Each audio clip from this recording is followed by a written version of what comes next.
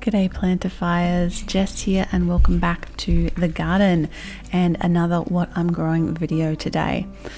So it is currently midwinter. We've just passed the winter solstice about a week ago and it's a super busy time in the garden for us. We've had so many projects going on this month and I'm going to show you some of them in today's video. We're going to look at what's growing, what I've been planting, and also the new garden that we're putting in. I'm going to give you a little sneaky peek at that. It's been a bit of a challenging month for me personally because I was doing a face chemotherapy treatment, which meant I had to stay out of the sun. I'll mention a bit more about that later in the video, but there was so much to do and I was basically out there every afternoon once the sun had gone down. And of course, Alice was keeping me company as much as we allowed her to. So I've been planting a lot of things this month. I had some seedlings of my own to put in that I'd been nurturing. So I popped them into various little gaps in the garden. If you're new here, welcome. Make sure to subscribe if you want to see what I'm growing on a monthly basis here in the Australian subtropics. Speaking of eggplants, it is the middle of winter and my eggplants are fruiting. What is that about? As you can see, I plant in a polyculture style, so I like to put flowers and food and herbs all together. That is my preferred way of doing things, and I would call myself a slight chaos gardener in that I don't plan over much what goes with what. I try to avoid any really bad interactions, but generally I just put things where there's gaps. Now, this has been a little bit of an issue this month is aphids have been attacking our alliums. Our chives and our onions got attacked and hopefully I have rescued them, but we will see in the future, fingers crossed. A lot of brassicas going on. I'm trying decoys, no idea if they're going to work, but again, because I'm planting polyculture, I'm hoping that will help as well. We've got some broad beans, some strawberries which are going to start fruiting very soon.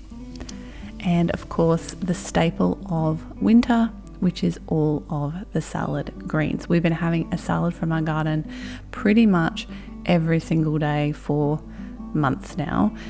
We do have hot climate greens that we grow over the summer seasons, and when summer comes around, I'm going to do some videos on that.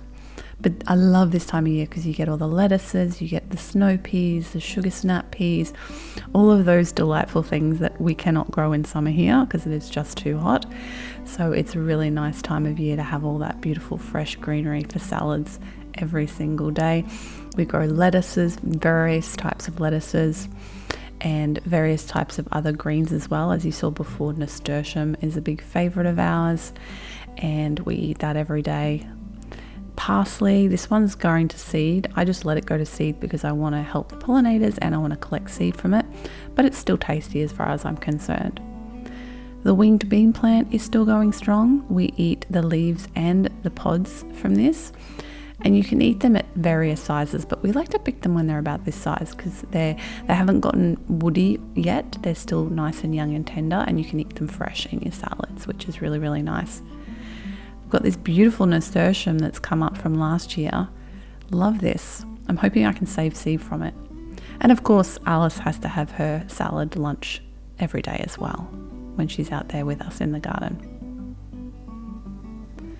So the tomatoes are growing strong. Very happy with the progress that they are making. These particular ones are in a really good spot. They get a lot of sun all day and it's quite a warm spot.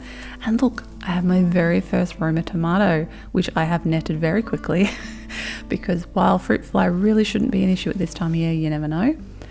We've got a few little strawberries on this. I think this is an alpine strawberry. I bought it from the big green shed and they just said strawberry. And so unfortunately it looks like alpine. Down here in the vine garden, I've got all of my tomatoes in pots and I have more in grow bags and I have some in the ground. If you watched my video from a couple of months ago, maybe the May one, I'm not sure, where I showed you me planting all of these out, you can see that they've grown really well and I'm happy with their progress. I do need to fertilize these ones that are in the ground because I've been working on the soil here for a while, but it's still pretty poor and tomatoes are heavy feeders, so I'm going to have to give them some worm castings this week to make sure that they don't outgrow the nutrients. This cucumber vine or vines is a volunteer. It's growing in the middle of winter, people. And I literally chucked an overripe cucumber like in January behind the trellis onto this, just there's no nutrients. I don't know what it's growing in. It's just growing in basically accidental compost, but it's taken off and has grown. So bonus cucumbers for us, really. Another job this month has been some chop and dropping. And you can see my super awesome face cover hat thing here that I had to wear while I was doing this face treatment. And this is a ginger plant. We have a ton of this just around the property that the old owners put around the place. Here's my fancy hat, by the way, that I had to use to keep my face covered. And this is Queensland arrowroot. So this is the first time I've grown this, and it got really big and it grew really quickly, and I basically did nothing to it. So I decided to chop it back and use it as chop and drop to put on one of my big garden beds. So those nice big leaves will be great for that, and of course this just will grow back as soon as it starts warming up again without too much effort at all. And this is what it looks like. This is a plant that is naturalized to Queensland, hence it's been called Queensland arrowroot, and it's a great hot climate root crop. We've used it in stews. We've made chips out of it. That was a bit of a we need to try again. But basically it's a great thing to bulk out your winter meals with, and we kind of think of it as like a substitute for potato, although not quite as delicious as potato, I will be honest, but it grows well here, unlike potatoes. So I'm quite happy to grow this, and again it is also fantastic for making lots of green waste nutrients that you can put in your compost or use to chop and drop like I have done here. Now, just in case you're curious, because I almost never show this bed with the bird bath, there's chamomile growing. Can you see the frothy little green bits around the bottom? That's chamomile. And then on the archway I've got Bower of Beauty, which is an Australian native plant, and that's going to flower with beautiful pink flowers later in the year. So I'm dropping this on these new garden beds, new revamped garden beds. We had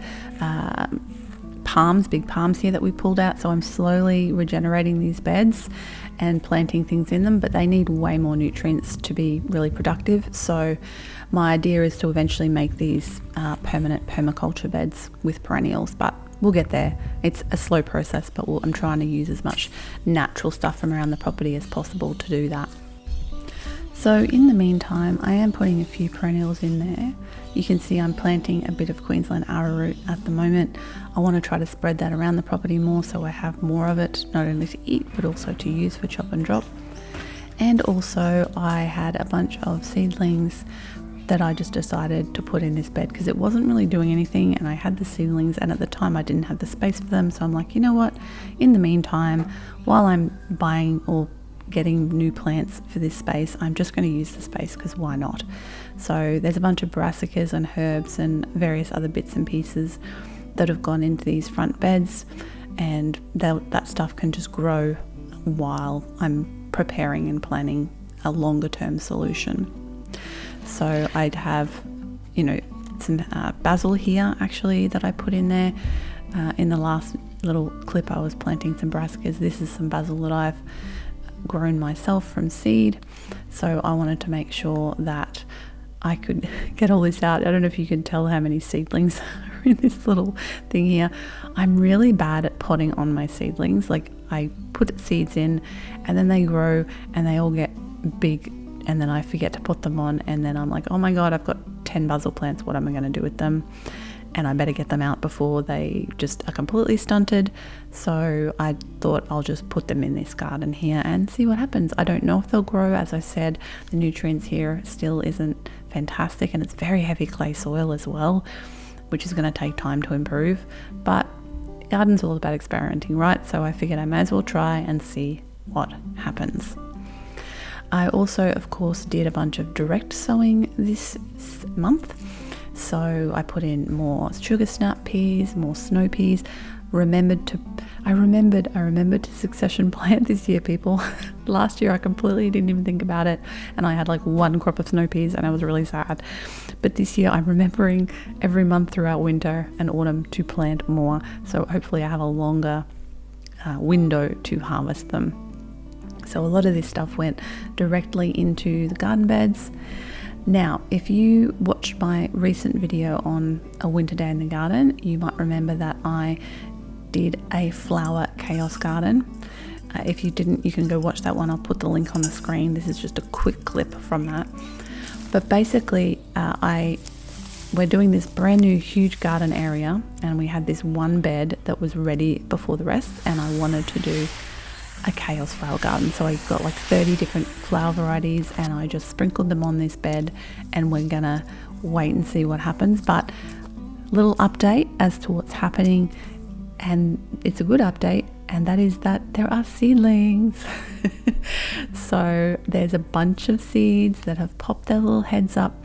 I have no idea what's what. I mean, I know one or two things, like I know what nasturtium babies look like, they're obvious, but the rest of it is a mystery, and I'm going to show you in a future video what that looks like. And that inspired me to try a chaos vegetable garden. So it's going to be filled with winter veg like carrots and lettuce, turnips, as you can see here, parsnip, we've got some bunching onions, we've got some onions, some leek, various beetroot varieties, some spring onion that I saved from last year, some bush beans, obviously I'm not chaos sowing those, some more lettuce, and some radishes and daikon radish as well. So I was very excited to try this. I'm kind of breaking rules here, people. I am, the spacing rules, the don't plant carrots and parsnips together because they'll compete rules. I don't care. I'm just going crazy. I'm just seeing what happens, because I'm seeing a lot of people sharing like really densely planted gardens and how well that seems to work for them.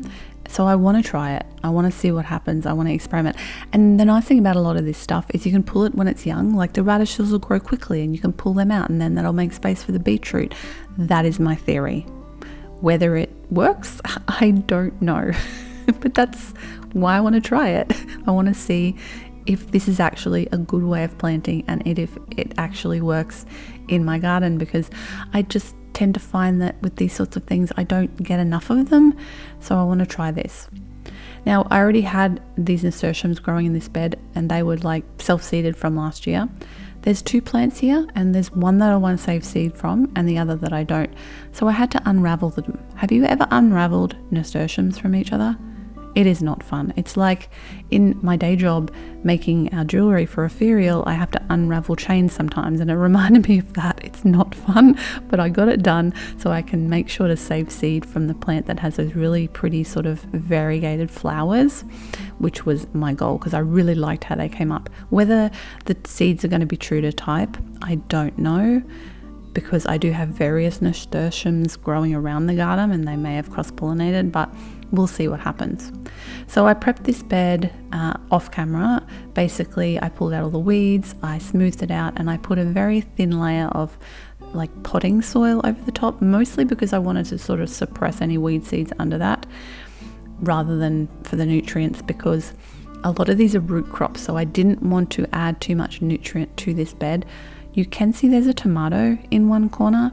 I planted that ages ago and it's kind of limped along. So what I've actually done in the bottom right corner on the screen there, that's where the tomato's planted, and then I've laid it through the end of the bed and actually popped it up at the top right corner there to see if that helps it kind of get going. And of course I have to give that a little bit more nutrients, but I can kind of give that spot nutrients. So I'm spreading out my lovely seeds here. As you can see, before I planted the bush beans across the front because I wanted to know where they were going to be, because you have to plant them deeper. But the rest I've just sprinkled randomly, and we'll see what happens. And of course I will report back in my future videos. So make sure to hit that subscribe button if you want to see what happens with my chaos garden, whether it's a success, whether it's a massive failure. Only time will tell. And then I've covered it with this netted curtain that I got at the op shop for like $2 to stop the seeds blowing away. You can see I pre-wet it as well so the seeds would stick, but also just to protect it and keep it a little bit moist while the seeds germinate. So we'll see what happens there. Now this is the brand new garden that I'm going to do some videos on in the next few weeks, which I'm very excited about, and it was super fun to make, and I'm going to show you the whole process. But today I'm just going to share my planting of green manure, because when we kind of got to this stage, I didn't have anything on hand to fill these beds with, and we could just let them sit there, but I'm like, I have a pack of green manure, I might as well use it. It's midwinter, it's a good time to get it in there. So I decided to do it on this big bed. That we'd put mulch on everything to keep, you know, the moisture in the soil and keep it in place, but I pulled all the mulch off and then I cleaned it up, ready for the green manure. Now, learn from me, when you use green manure seeds, look up how much space you're supposed to spread them over. I put way too much. I used the whole packet on this bed, and apparently it was 100 grams of seeds. And when I went back and read the packet, all the information on the website, it's like, this will cover 50 square meters. And I was like, oh no, because this bed is definitely not that big and I used all the seeds. So we're going to see what happens. I think it's basically a mix of radishes, daikon radishes, and is it beetroot? No, it can't be. Oh, mustard seed. Yeah. So it's going to be very dense. But considering we're going to just, you know, turn it in to the soil for green manure, I guess that's not a real massive problem. I mean, you can just look how many seeds are you planting there, Jess? Oh my goodness. What were you thinking? You just didn't know better. I didn't know better. I'm learning. It's a learning process. I am no expert. I think that is pretty obvious. Anyway, I got that planted out. Hopefully they'll germinate soon. We will see what happens with this bed. Maybe it'll be a hot mess. Maybe it'll be fantastic. Who knows? We'll see in the next few months as this grows and everything germinates. And, well, look, worst case, there's going to be lots of matter. There's going to be lots of organic matter.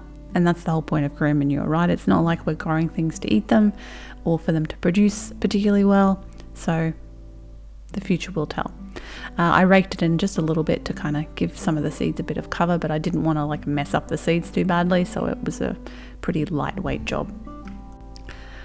Okay, so over the next few weeks, I'm going to be doing a couple of videos on this new garden. I'm going to do a video showing you exactly how we created this entire no-dig garden for $115. Yes, almost no money. I'm going to show you all of the amazing stuff that we planted in there and the planting system. So keep an eye out for those videos. Give me a thumbs up if you enjoyed hanging out with me in the garden today, and let me know in the comments below if you have any questions about my garden, or of course any advice for this beginner gardener. And from Alice and myself, thank you so much for watching, and I hope to see you in the comment section of my next video. Have a wonderful week, and I'll see you next week when I share that video about how we made our very inexpensive, very massive no-dig garden.